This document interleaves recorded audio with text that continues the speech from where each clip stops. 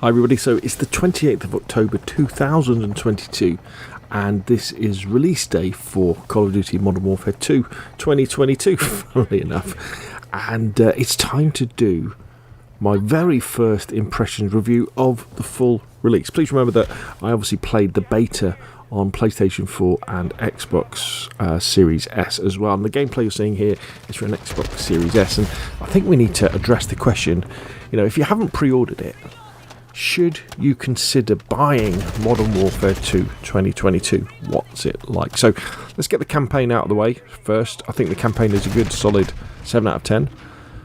It's a good campaign. It doesn't hit the heights of something like Black Ops 1 or the original Modern Warfare 1 and Modern Warfare 2 or something like World at War, but it's good. It's okay. Played a little bit of the co-op and it seemed okay.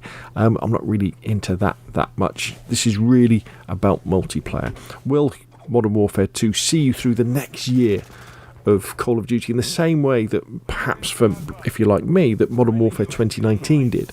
We had Modern Warfare 2019 came out. It was a real breath of fresh air, back to boots on the ground Call of Duty with nice big maps, and then obviously we had Warzone, but all throughout its life cycle of a year, I was playing Modern Warfare 2019 right up until the point that Cold War came out. So what do I think? Well, the headline for me about Modern Warfare 2 is that the gunplay is great and the movement is great. It looks great and the sound is better than Modern Warfare 2019. It really is Modern Warfare 2019 1.5, I think.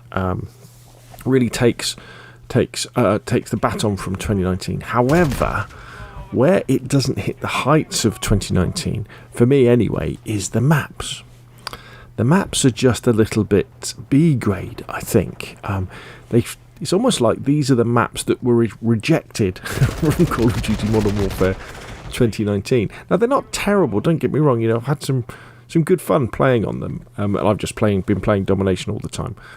And the ground war maps, the really big ones, seem pretty cool.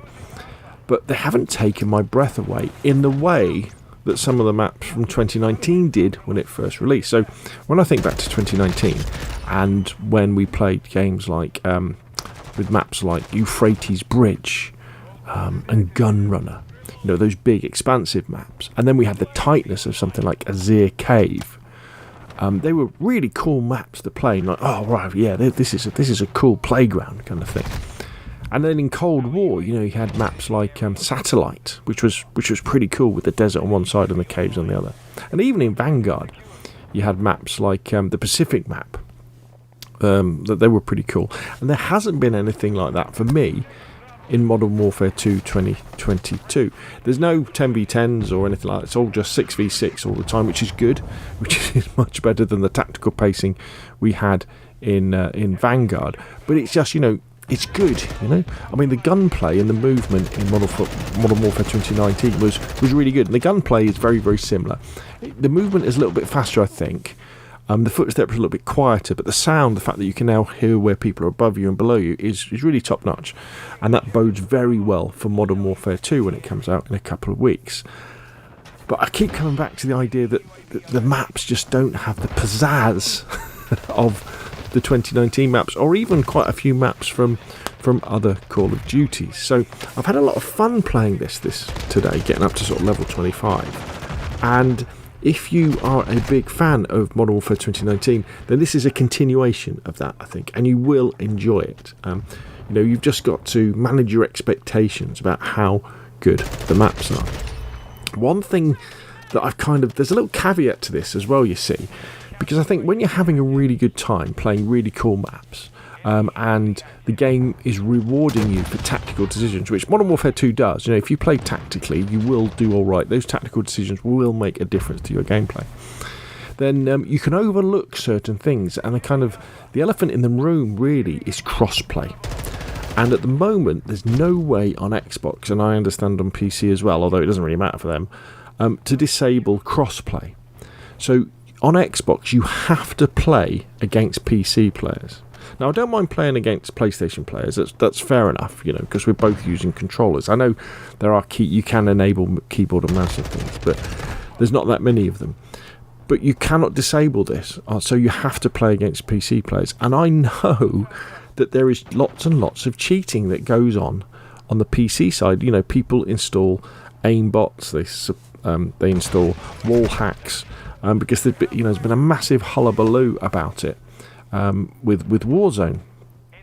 And the problem with that is that sometimes makes you question yourself and the game when you lose certain gunfights, and that removes a little bit of the fun. So I guess what I'm trying to say is if the maps were really cool and were taking your breath away like the 2019 maps were, then you can overlook the fact that why did I lose to that gunfight fighting that guy at distance? Maybe not even because he had a cheat installed on his computer, but just the fact that you can be so much more accurate with keyboard and mouse than you can be on controller. And so that's kind of a little bit of a sticking point too, in the fact that if they had got everything right with this, including the maps, then maybe you could overlook the fact that you have to play against PC players. And I really hope that they bring in the ability to turn cross-play off against PC, especially when it comes to Warzone. Because when you're playing a battle royale and you've been playing for 20 minutes and someone hits you with a seemingly very, very well controlled, fully auto shot from a long way away, you think, was that really, really fair? So to summarise it all then, I guess, this is Modern Warfare, maybe not Modern Warfare 2, it's Modern Warfare 1.5. It takes the gunplay from Modern Warfare 2019, improves on the movement and the sound, but the maps are these are the maps that when you get a season pack, when we used to get 4 maps every few months, didn't we? These are the ones that aren't quite as good. These are maybe the rejects from 2019.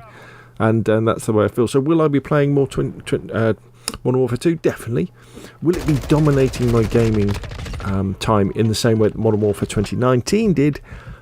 I don't think so. But if you enjoy Call of Duty, this is a good, solid COD. If you enjoyed Modern Warfare 2019, I think you'll love it.